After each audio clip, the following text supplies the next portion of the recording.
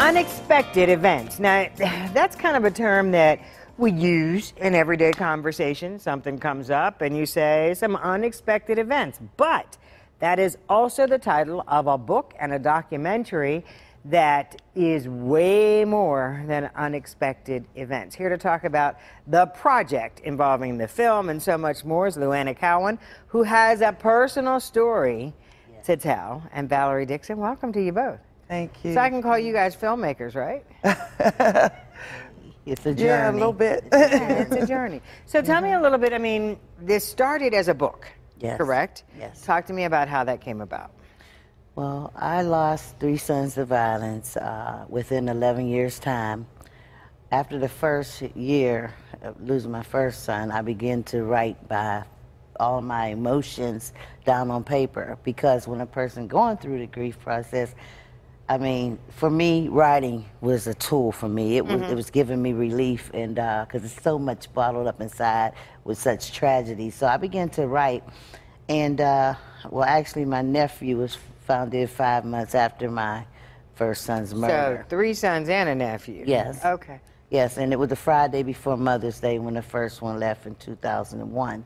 But I began writing like the beginning of that following year. And I got it all out on paper and everything, and I thought, I'm going to write a book.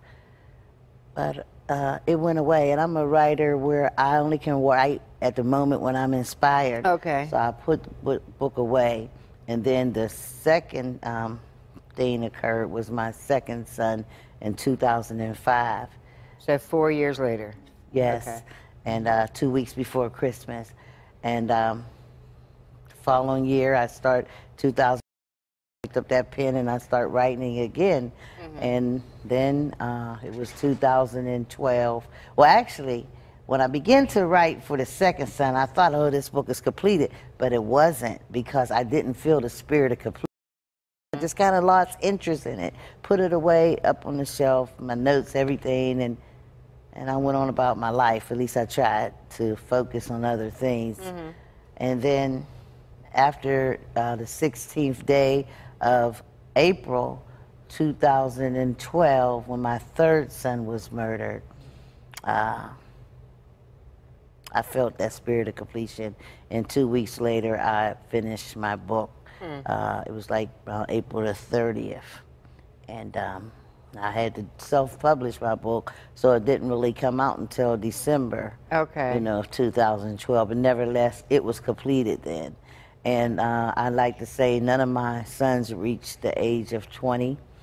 It all happened in 11 years' time, and that's where my book started. But even when I went for my publisher, when I was transaction with the business, with the lady who was writing the book for me and, putting it together, after reading it, she told me, she said, "Miss Coward, you need to make this a movie." She said, "This book is a movie." Okay. She said, "You need to get it out of here, get it out of Pittsburgh."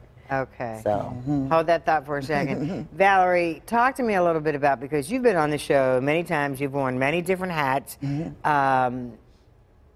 but you're kind of in a unique situation here because you've lost a son. You have worked with so many families who have walked in these shoes. Yeah. And you can do a talk show too. So put all that together. How did you two get together?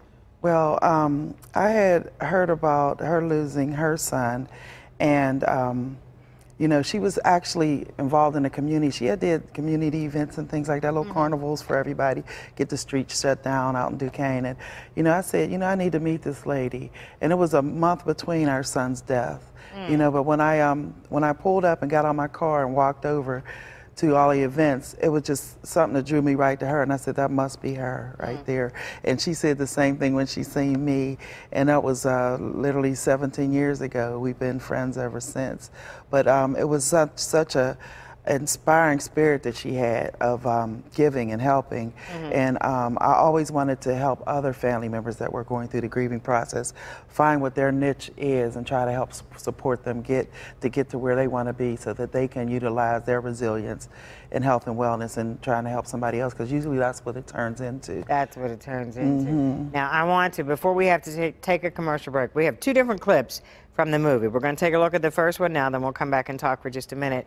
And it's the beginning of the trailer. I don't know if it's the actual beginning of the movie, but let's take a look at that, and then we'll come back and talk. Okay.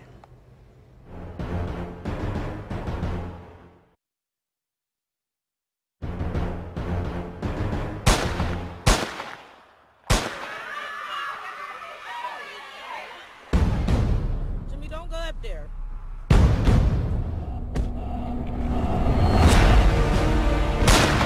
I just feel like God is pressing me to say this to you. Ask God to have mercy upon your soul while you still got breath in your body.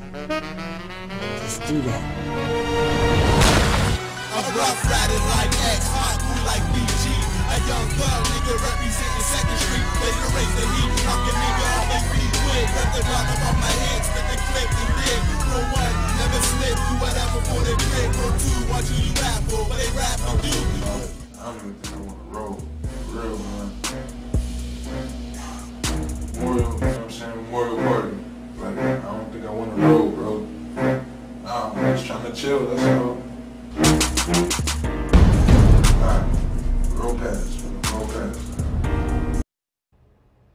Now, the film, you've already had a debut at the Las Vegas Film Festival. Yes. Tell me how that was received. Oh my goodness, I'm gonna let Lou talk, but I wanted to share in the movie was no paid actors. We didn't have any budget, no money, and we used people from the community that knew her sons and knew her family. So it was all community members that volunteered. But you know, we had the opportunity to submit the movie to Las Vegas Black Film Festival once it was completed. They accepted it and they said, "Come on down and see what happens," you know. And we all packed our bags and went to Vegas. It was really nice. And then after we got there, we didn't even know till the night before. It was a 4-day event. And someone brought to our attention, we were one of the 5 nominees for Best Feature. Oh, no kidding. And also we were nominated for the Best Soundtrack.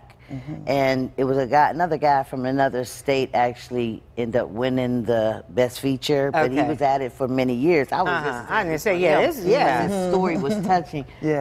But we did win the Best Soundtrack.